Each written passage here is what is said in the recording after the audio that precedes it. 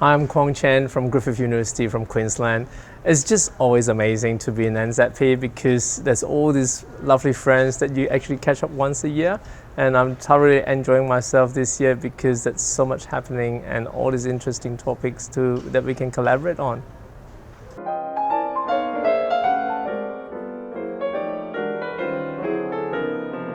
Hi, my name is Michael Wen. I'm from University of Notre Dame, Sydney. Yesterday I chaired a session about assessment, and there was a very interesting presentation about using OSCE to assess and help doing constructive feedback on racism. And it actually attracts a lot of discussion around the area from different schools and university on this topic. And as you know, racism is actually a very important area where the junior residents and trainees need to face with. And the discussion actually enriched the knowledge of me about considering putting such topics into our exams in the OSCE format. So, thanks.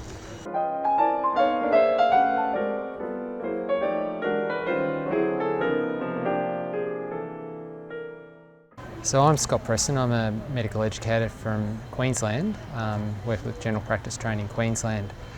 This is my first ANZAHPE conference, and look, I'm really impressed so far. I had the opportunity today to present some research that I've been doing on medical student participation in registrar workshops.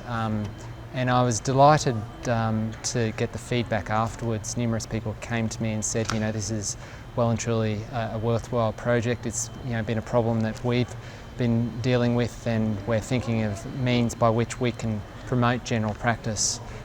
So it's been really useful for developing some networks, and I'd certainly highly recommend it to anyone that we're considering presenting at ANZAHPE.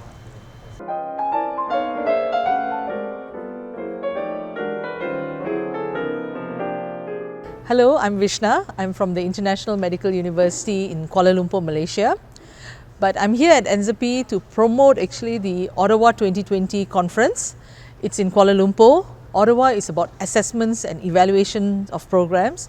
And in fact, we have a great program, so just visit our website, ottawa2020.org, I think. Yes, and but there's more to it. So come to Malaysia and you can also have a holiday there and network. There's Penang, Malacca, and Kuala Lumpur. It's a lovely city, very affordable city.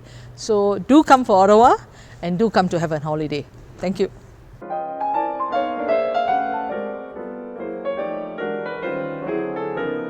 Okay, I'm Jodie and this is Meryl. Hello. And we're from the University of Queensland, and we presented together at ANZAHPE. Yeah, it was really interesting, and And it was about new graduates in the transition to the workplace, and the types of supports that help them to get over that initial sense of feeling overwhelmed and to become part of the profession.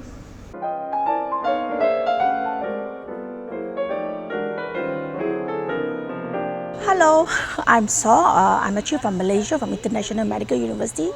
So my background, I actually run a simulation lab, and I'm really interested to know about simulation basically.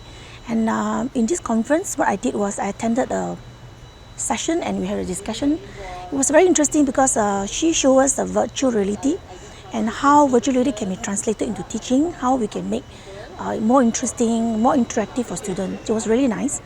What I really reflected from that was we could actually use much more.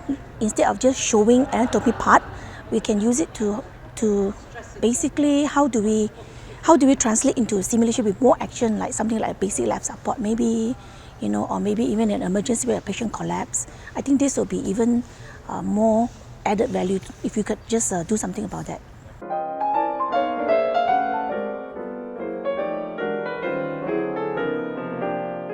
I'm Lorna Davin, and I'm at Fremantle, University of Notre Dame in Fremantle, and I've been coming to the conference for years, but for the first time in a long time I did a poster, and it's about touch and the use of comfort in the way in which we provide care to patients. So not procedural touch or clinical touch, but the use of touch as an act of compassion.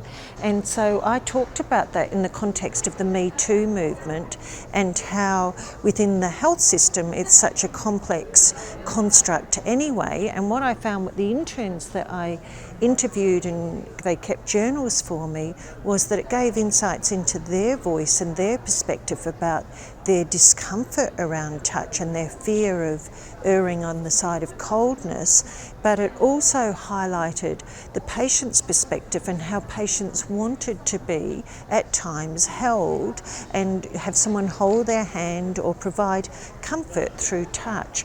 And so it highlighted for me this dilemma about, we've got the Me Too movement happening, which is a really important movement happening at that broader level, but what does this mean for us in the sense of the care that we provide to patients and the way in which we facilitate learning for our novice doctors and health practitioners in the way in which they provide care. So I think we need to have a more explicit conversation around touch and around boundaries, but putting a more positive spin on it and making sure we're patient-centred, but not losing touch of the reality of the complexities of the issue. So I don't have all the answers, but I think it's a really important topic, and it led to quite a lot of discussion in our session where one quite senior person said they no longer use the touch of comfort with their patients, and nor do the registrars. So I think we're at risk of losing that aspect,